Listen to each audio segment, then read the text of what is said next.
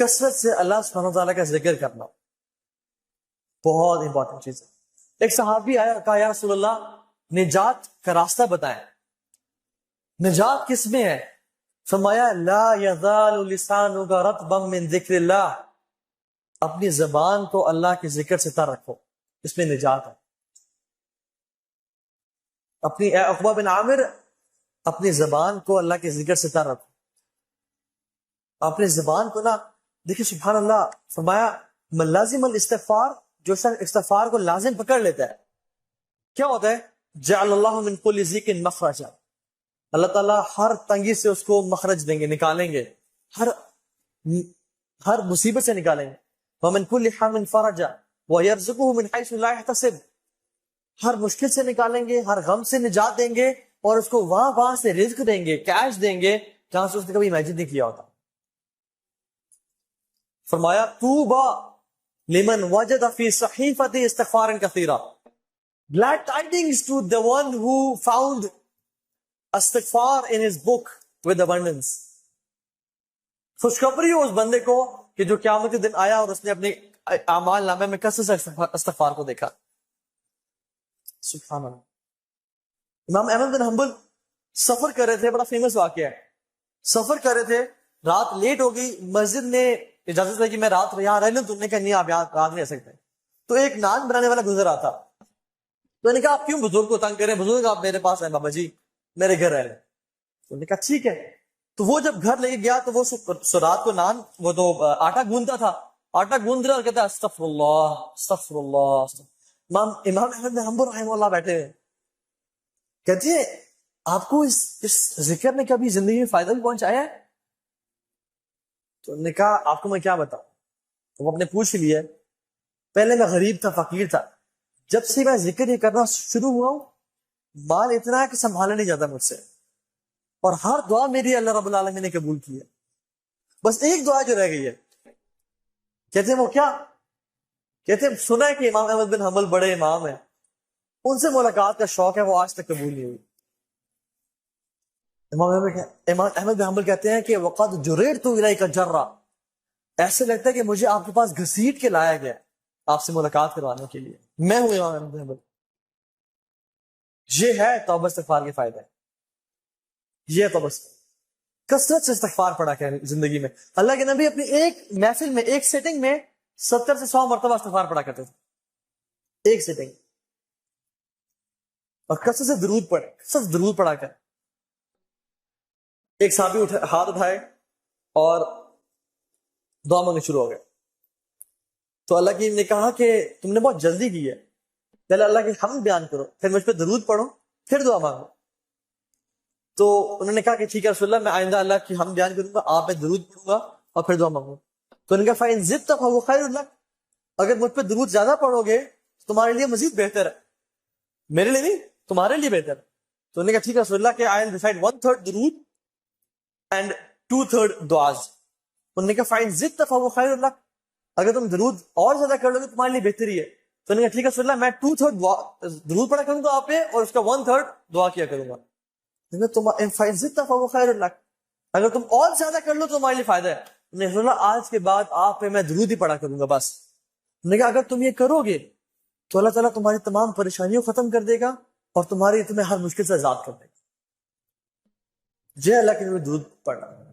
جو شخص صبح اور شام اللہ کے نبی 10 دفعہ درود بھیجتے ہیں, اللہ سبحانہ وتعالیٰ اس کے تمام فرشتے 70 مرتبہ درود بھیجتے ہیں, 70 ٹائمز. اس کے درجات بلند ہوتے ہیں, اس کے گناہ معاف ہوتے ہیں, اس کی نیکیاں لکھی جاتی ہیں. so much reward. اور ایک اور حدیث سے پتہ کیا آتا ہے, سبحان اللہ, ہم چاہتے ہیں کہ اللہ کے نبی کے سامنے ہمارا نام لیا جائے. کون کون چاہتا ہے کہ اللہ کے نبی کے سامنے ہمارا نام لیا جائے؟ ہر بندہ چاہتا ہے. ایک حدیث میں آتا ہے کہ جو شخص مجھ پہ درود بھیجتا ہے نا, میرے میں روح ڈالی جاتی ہے اور مجھے اس کا درود پہنچایا جاتا ہے. اللہ کے جو فرشتے ہیں نا, نورانی مخلوق, وہ اللہ کے نبی تک اس بندے کا درود پہنچے. جسٹ امیجن سبحان اللہ کہ رسول اللہ صلی اللہ علیہ وسلم کے سامنے یہ کہا جائے کہ یا رسول اللہ آپ کا بندہ عبداللہ بن عبد الرحمن, اس نے آپ پہ درود پڑھا ہے. سبحان اللہ. تو اللہ کے نبی تک درود پہنچایا جائے. شیخ صالح المغاسمی ہے, وہ کہتے ہیں کہ ان کا آپریشن ہوا, ہارٹ سرجری ہوئی, اور ان کے نا ہارٹ بلاکیج تھے, بہت ساری آرٹریز بلاک تھیں اور سٹنٹس ڈلے ہوئے تھے, تو بہت ایشوز تھا ان کے اس پہ. تو وہ کہتے ہیں کہ it was a lengthy operation. کہتے ہیں کہ میں بڑا پریشان تھا, ڈاکٹرز نے میرا آپریشن کیا, سکسیسفل ہو گیا الحمدللہ, ٹانگیں لگا دیے, میں اٹھا تو آئی واز ریلیکسڈ. لیکن کچھ دیر بعد ڈاکٹرز دوبارہ آنے شروع ہو گئے, اور جو 7 مشینز تھیں ان میں نا پی پی پی ہونے شروع ہو گیا, اور ایک ڈاکٹر آ رہا, دوسرا, تیسرا, چوتھا. یہ عرب کے بہت بڑے داعی ہیں, شیخ صالح المغاسمی ابھی بھی زندہ ہے رحمہ اللہ. تو ڈاکٹرز آئے اور وہ کہتے ہیں میں اب تو بہت پریشان ہو گیا کہ اب کیا ہو رہا ہے. تو انہوں نے ان کی شکل پہ نا پریشانی دیکھی, میں مزید پریشان ہو گیا. تو انہوں نے کہا کہ آپ کے جو بلاکیج تھے نا وہ سم تھنگ ہیپن کہ بہت زیادہ نا بلاک ہو گیا, and we have to re operate you again, تو ہمیں دوبارہ کھول کے سرجری کرنی پڑے گی. کہتے ہیں کہ پہلی سرجری میں تو I was a but relax, لیکن اس دفعہ میں بہت پریشان ہو گیا. تو وہ لوگ جب گئے اپنے اکوپمنٹس لینے کے لیے اور اپنے چیزیں لینے کے لیے, کہتے ہیں آئی واز ریئلی ورڈ. کہتے ہیں کہ میرے ساتھ ایک نا آئی تھنک لیبنانی نرس کھڑی ہوئی تھی, وہ مجھے کہتی ہے کہ یا صالح صلی علی محمد, اے صالح اللہ کے نبی پہ درود پڑھو. اور کہتے ہیں کہ میں اللہ کے نبی پہ درود پڑھنا شروع ہو گیا اس یقین کے ساتھ کہ اللہ کے نبی نے فرمایا کہ اگر تم اس پہ درود پڑھو گے تمہارے ساری پریشانیاں ختم ہو جائیں گی اور تمہاری ساری مشکلات کا حل نکل آئے. کہتے ہیں میں درود پڑھنا شروع ہو گیا, حتیٰ کہ جب ڈاکٹرز آئے اور دوبارہ انہوں نے مجھے کچھ چیزیں اٹیچ کی, they were confused and surprised.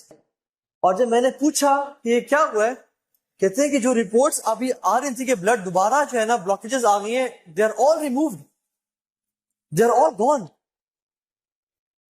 اور کہتے ہیں کہ مجھے اس دن اللہ کے نبی پہ درود پڑھنے کی فضیلت سمجھ میں آئی کہ کتنا افضل ہے یہ ذکر, اللہ کے نبی پہ درود پڑھنا. سبحان اللہ. تو اپنی زندگی کو نا کثرت سے, جب بھی فری ٹائم ہے نا, درود کثرت سے پڑھا کر, استغفار کثرت سے پڑھا کر, دن میں 100 دفعہ سبحان اللہ و بحمدہ پڑھا کر. اللہ تعالیٰ تمام کے تمام گناہ معاف کر دیتے ہیں جو شخص دن میں 100 دفعہ سبحان اللہ و بحمدہ پڑھ لیتا ہے. تو یہ 5 پرنسپلز ہیں جو کہ ہم نے آج ذکر کی ہے, جو کہ انسان کی زندگی بھی بہترین بناتا ہے, آخرت بھی بہترین بناتا ہے. یہ تو بہت بڑی ڈسٹریکشن میرے سامنے آ گئی ہے.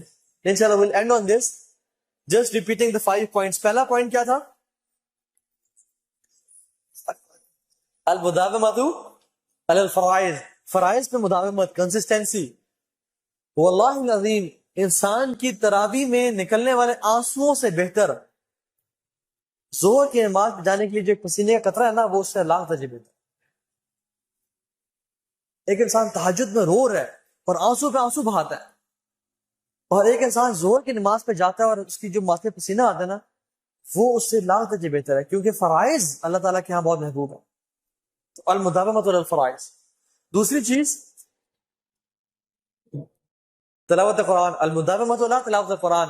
تیسری چیز اپنے دل کو صاف کر لینا. چوتھی چیز, نہیں یہ تو 5ویں تھا ذکر, چوتھی یہ تو تیسری تھی, نرمی. ٹھیک ہے, اپنے دل کو اپنے مزاج کو نرم بنا لیں انشاءاللہ. اور 5ویں چیز اللہ تعالیٰ کا ذکر. یقین جانا جو شخص ان پہ نا عمل کرنا شروع کر دے گا نا, وہ اپنی زندگی میں بہت بڑی بڑی چینجز دیکھے گا. اس سے کام آسان ہوتے جائیں گے اور اس کے لیے رزق آ جائے گا اس کے سامنے. اللہ تعالیٰ آپ سب کا آنا قبول فرمائے, اور آپ ہم سب کو جو ہم نے آج سنا اس پہ عمل کی توفیق دے, اور ہماری زندگیوں کو اللہ کے نبی کی سنت کے مطابق ڈھال دو. جزاک اللہ خیر, بارک اللہ فیک, سبحانک اللہم و بحمدک, اشہد ان لا الہ الا انت, استغفرک و اتوب الیک. والسلام علیکم ورحمۃ اللہ.